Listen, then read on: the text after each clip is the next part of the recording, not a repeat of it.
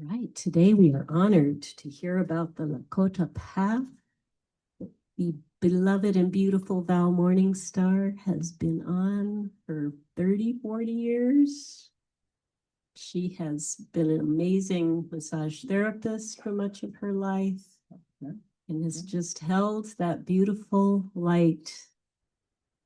And we're going to hear all about what happens in the sweat lodge and with the Chanupa, and I'm so excited. Please welcome Val Morningstar.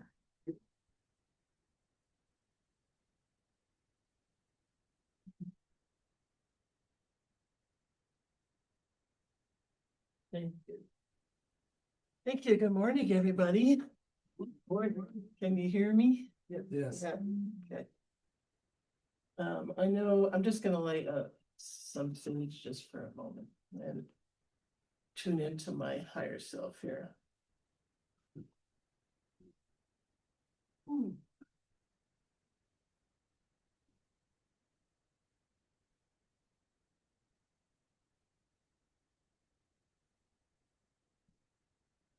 usually have some rose water around and There you go.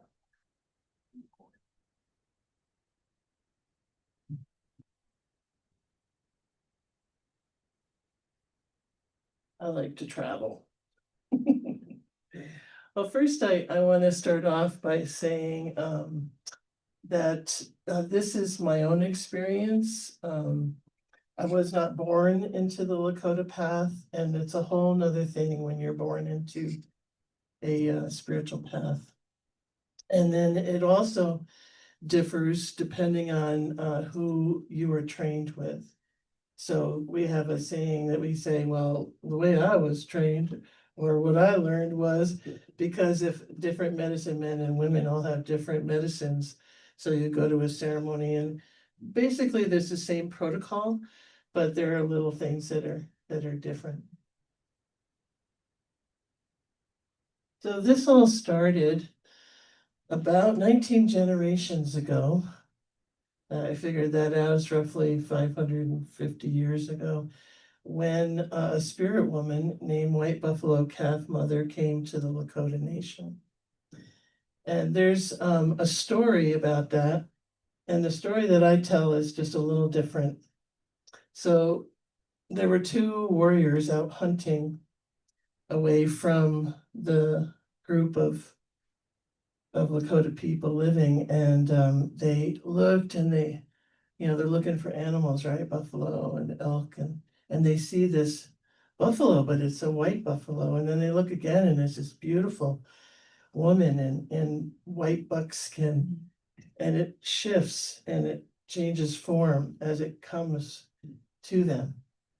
And the one warrior really gets that this is a spirit woman, and the other warrior has more of a lower chakra response to this beautiful woman and has lust for her. And as she approaches them, the story goes that she creates this whirlwind, and then there's just a bunch of bones on the ground. And in the stories, it infers that, she basically kills him, but that's not really what happened. She had the ability to bring him forward in time, and he lived his whole life. And then there was the bones left. So that's the one little correction I like to make in that story, as a spiritual woman wouldn't kill another being like that. And I've heard that from elders, so it's important. And then she told the last warrior, go to the village and have the people create a very large, teepee or wigwam or something. I'm going to be coming to you and bringing you to it. So it was a day or two later, and she came. And the thing that she brought is a chanupa, which is a prayer pipe. And I'll show you that in a moment. And she taught them how to pray.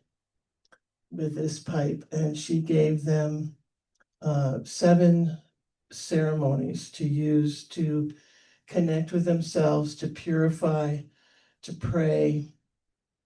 And we'll talk about those too in a little bit. And I want to show you the Chinupa. Well, first I want to say, I know there are people here who've been in Sweat Lodge and who's ran ceremonies. Who have been in a Sweat Lodge before? Oh, wow, a lot more than I thought. Okay. And anyone here done any vision quests? I know okay, yeah. And sun dancers? Okay, well, okay. Yeah. Obviously, women, sun dancing is very hard. It's a beautiful transcendence of connection with that tree. So I'm among my tribe. I love it. But for those who don't know, and I started my path in 1989 when I was living in Woodstock. And can you hear me if I just speak like this?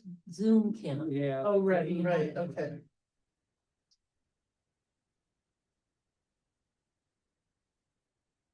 I had returned from California and I was a bit lost spiritually. And I had 4 years of sobriety. And when I was in California, I drank. And so I came back to Woodstock and I raised my heavy hand in an AA meeting and I started over again. And then a month later, I got invited to my very first Sweat Lodge. And when I crawled into that lodge, I just remember thinking, I'm home. I have found it. This is my path.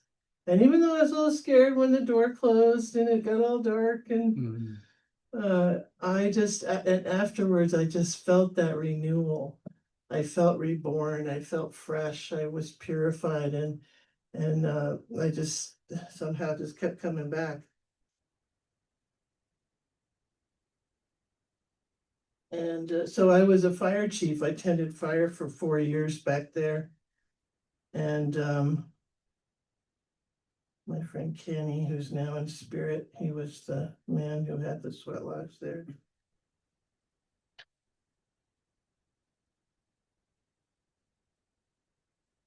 That's where I first met you, Val, in Woodstock. Really? Really? Wow, wow. Mhm. Awesome. I love Woodstock. It was, I had been born in Catskill, which was half an hour away. Coming to Woodstock, I was like, okay, this is more like it. There's health food stores, there's metaphysical stuff, there's live music, there's art. I mean, it was just like one of those major turning points in my life.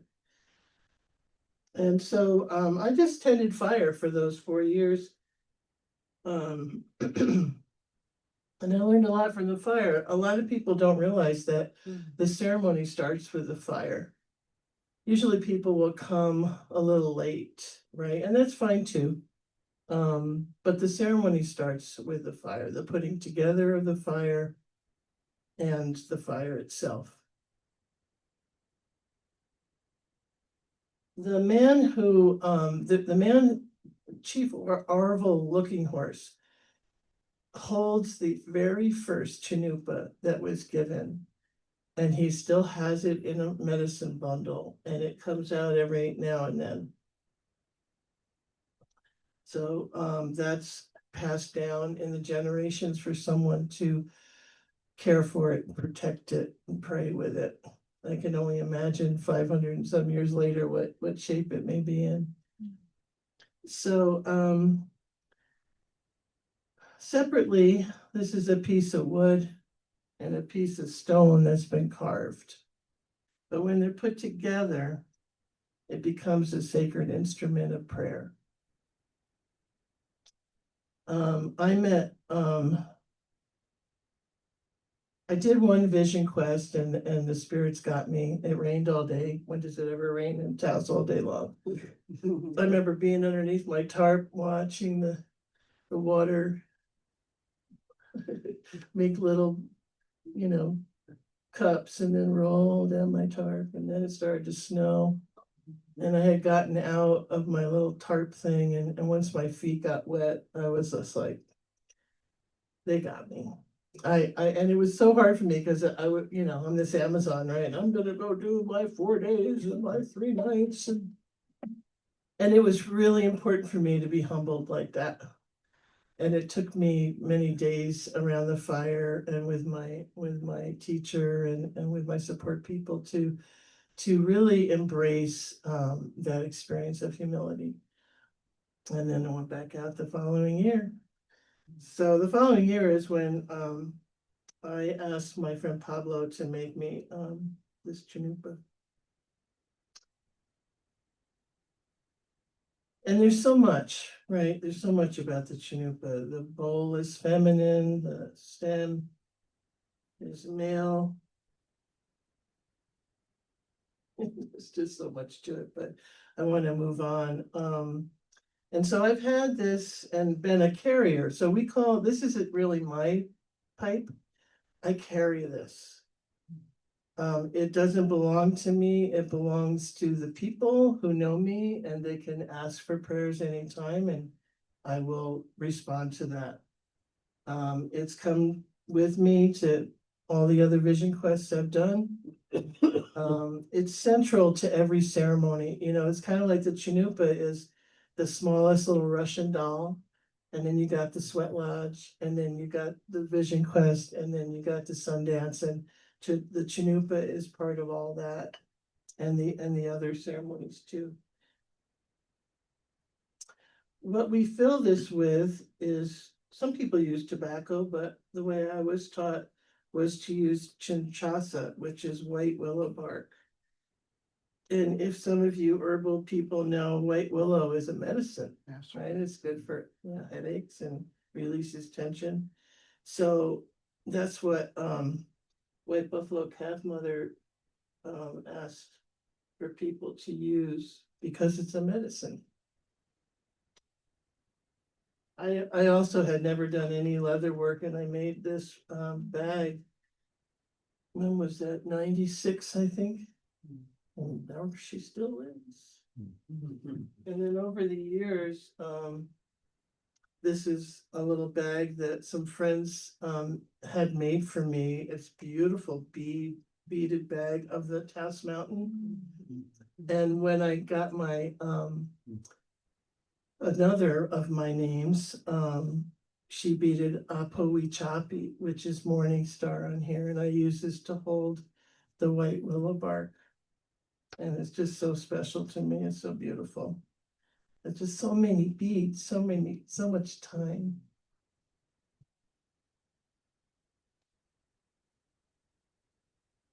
So I want to show you, for those who don't know about a sweat lodge, and a little bit about why things are the way they are. How many people in here have actually been part of building a sweat lodge? Yeah, quite a few. Okay, cool. So let's see, I made a drawing to help me do this a little bit quicker, because I am not an artist. At least not a drawing.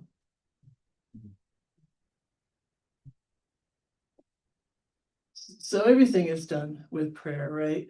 You're standing on the land, you pray to the piece of land to ask its permission to put this sweat lodge there. So there's 16 holes.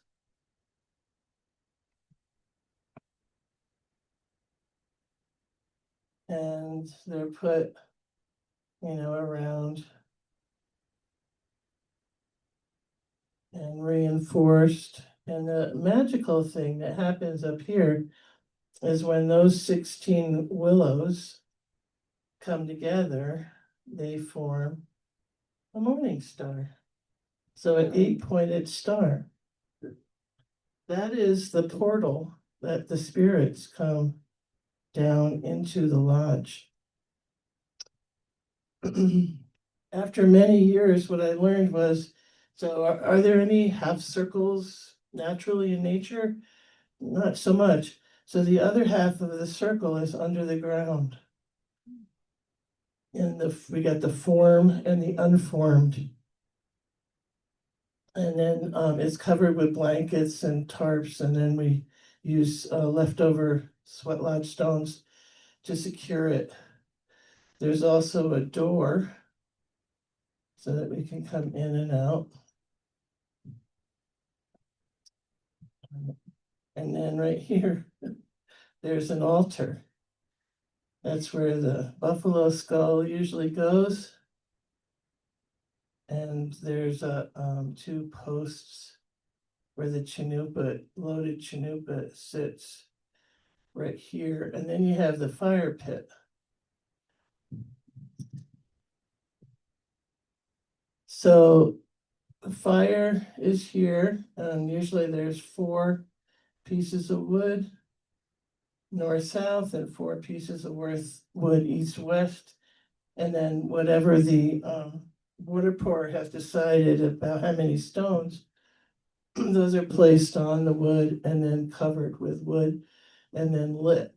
And it usually takes about 2 hours. And we're lucky here in New Mexico because we have volcanic rock.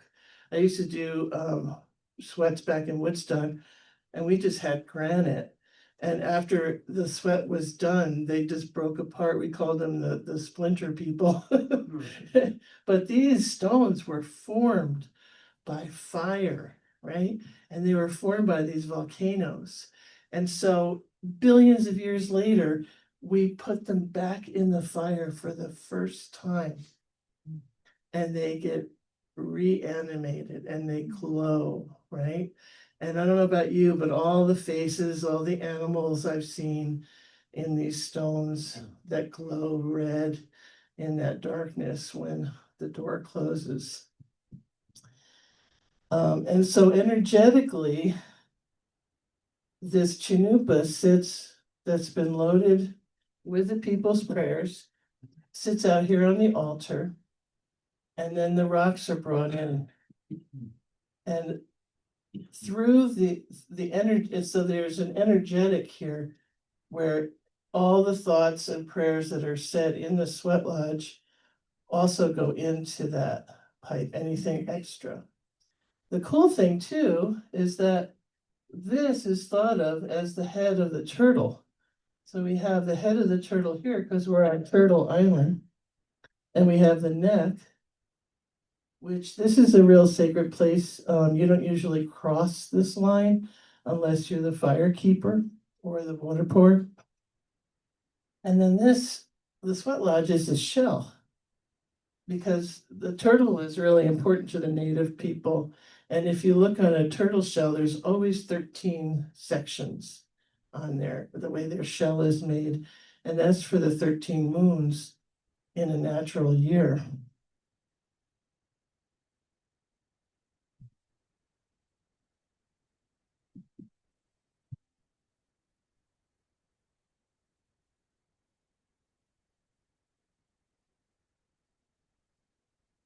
So then on the inside,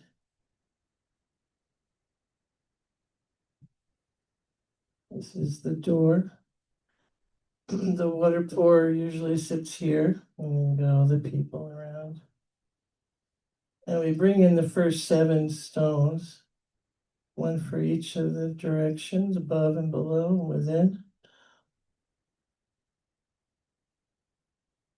And we do this in silence because we want to honor them. They are our relatives, right?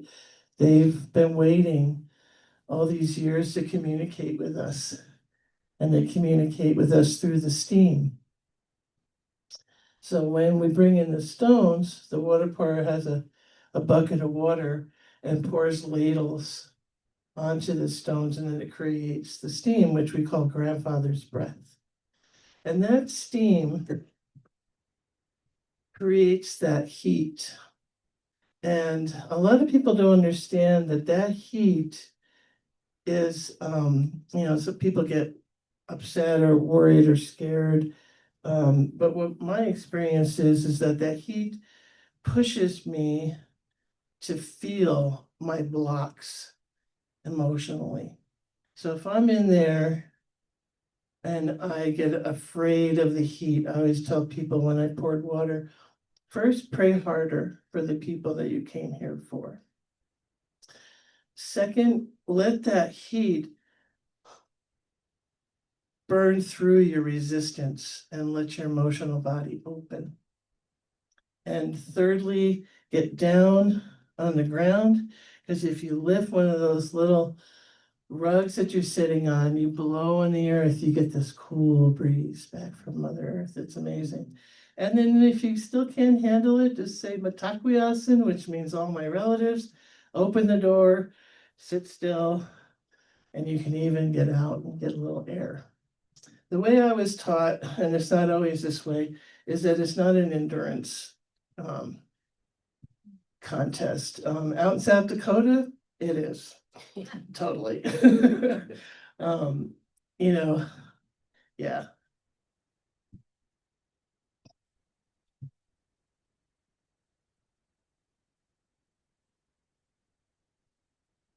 I wanted to share with some of the things that I've learned along this path, and it's been 36 years. Oh, the one I just mentioned is Mitakuye Oyasin. So that means all of our relatives. And so I'm related to that bush out there, the dirt, the sky, the birds, the rocks, everything. We are all here and we are all one. And everything is sacred. The sweat lodge taught me energetics, right?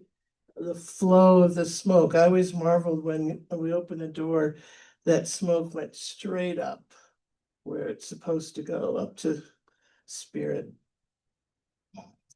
The elements, I learned about the elements, fire, earth, water, air, and other things. The sacred geometry that's in a sweat lodge, how those 16 willows come make that morning star. All the medicines that animals have. I live that way. So if I'm out walking and a hawk comes by, I go, okay, I better pay attention. There's a message coming to me. Or if and we each have a medicine. And it's for us to find out, what is my medicine here? What is it that I have that's special to me, that's special to you?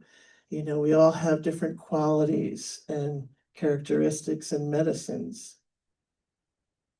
And that the sunshine is good. There's so much fear of the sun.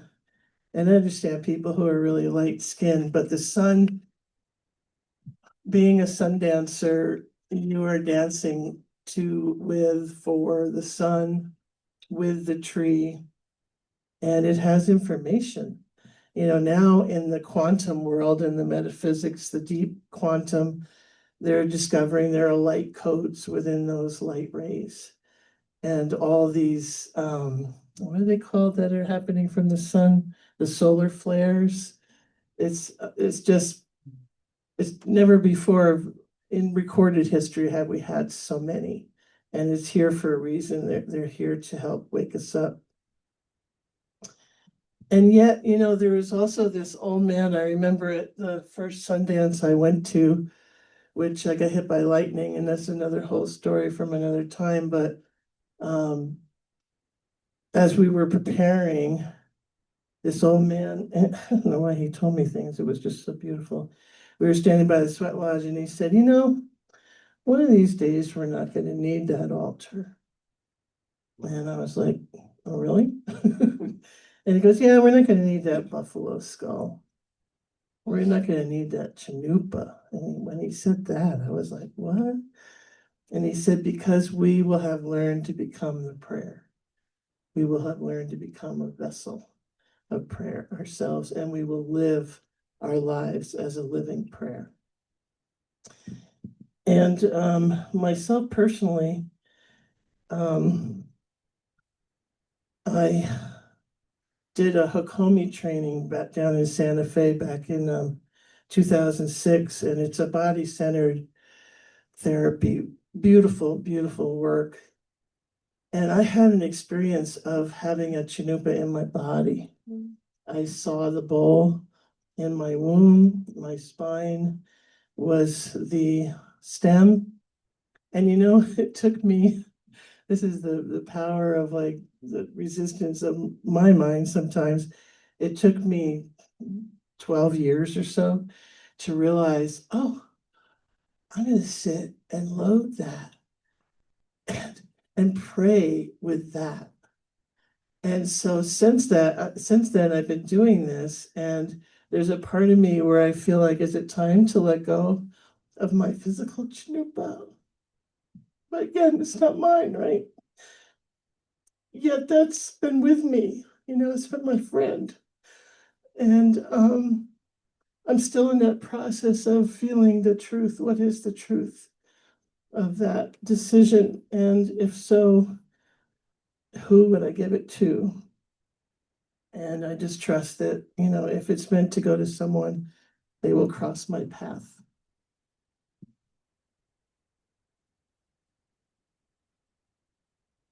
The other thing I love about this path is that I was taught to never take too much of anything from nature and to always give back. So I have a pouch of tobacco in my door in my car. And so whenever I see an animal that's died on the road, I take a little pinch and say a little prayer. If I'm going to pick sage, give a little pinch. If I don't have any tobacco, I can just take a piece of my hair and have that exchange of energy. The other thing I want to say about this path that's so beautiful is prayer ties. When I was first with Kenny, I was first in going to those sweat lodges. He taught us how to make prayer ties. And I haven't seen that done too many times where while the fire is going, people are making prayer ties. The beauty of prayer ties is that everything that we have, everything is from our Mother Earth. Everything, our clothes, our jewelry, the furniture, everything. So what can we give? The only thing we can give is our time. So sitting there, cutting the material, smudging them, putting a little pinch of tobacco, rolling it up, putting your prayer in there. I think that's so important. And I get sad when I don't see that happening when newcomers are coming. And I used to do that when I went more often to ceremony, as I'd bring somebody gave me a box of beautiful pears, and it was perfect box for all the colors for prayer ties.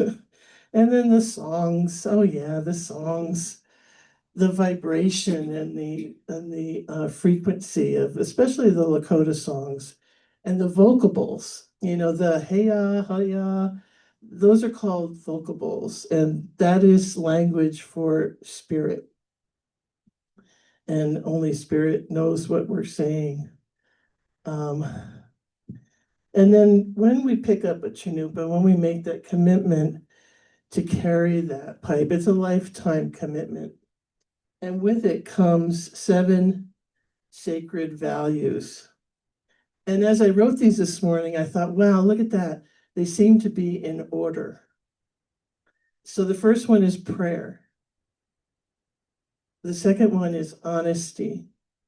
So if I'm praying, I'm honest. The third one is humility. So if I'm honest, I'm humble. Then there's compassion. If I'm humble, I can have compassion. The next one is respect. So if I have compassion for someone, I can respect them. Generosity. So when I respect something or someone, I can be generous. And if I can do all those, I can live in wisdom. Whoa. Right? The last thing I want to share with you is the ceremonies that the white buffalo calf, I call her mother, gave to the people. That's why we have a white buffalo right there. Oh, yeah. I wrote them down just so I wouldn't forget. Well, I'll just tell you. So the first one is the sweat lodge, which is called an inipi. And that's a rite of purification, right? The reason for sweat lodge is to purify our bodies, to pray. And again, like I said before, that is before you do a vision quest, you do a sweat lodge. Before you do a Sundance, you do 4 sweat lodges, 1 a day at the very least. And then the vision quest, which is called Humbalatia, or crying for a vision. And then the Sundance.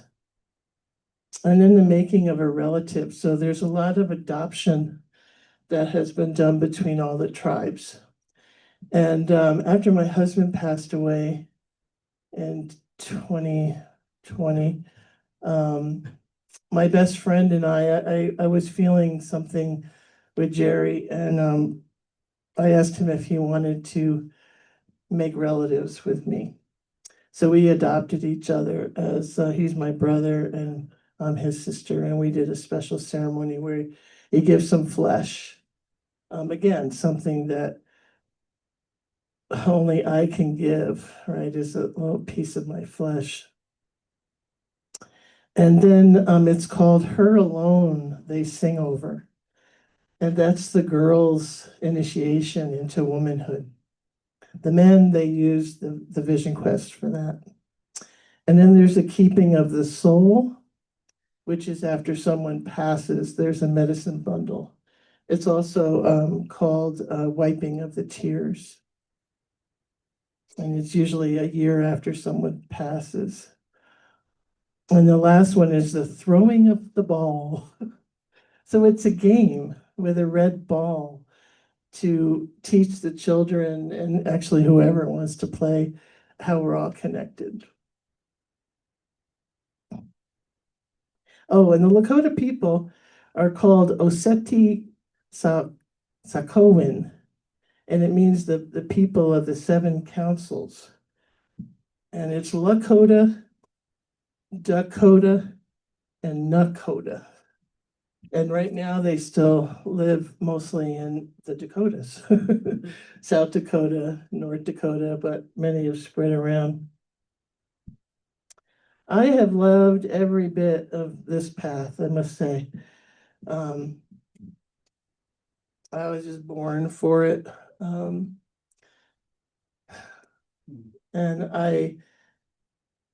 as I get older, I miss, there hasn't been as much activity since COVID, of course, and yet there's still one sweat lodge that I know of in Taos here. So this is a great book, the Lakota Sweat Lodge cards. I got this years ago, and you can see it's pretty tattered. And when I got done with writing down my things, I thought, I'm just going to open this book to whatever page and read, and this will be my closing. It's always so stunning that works. And I even underlined this part.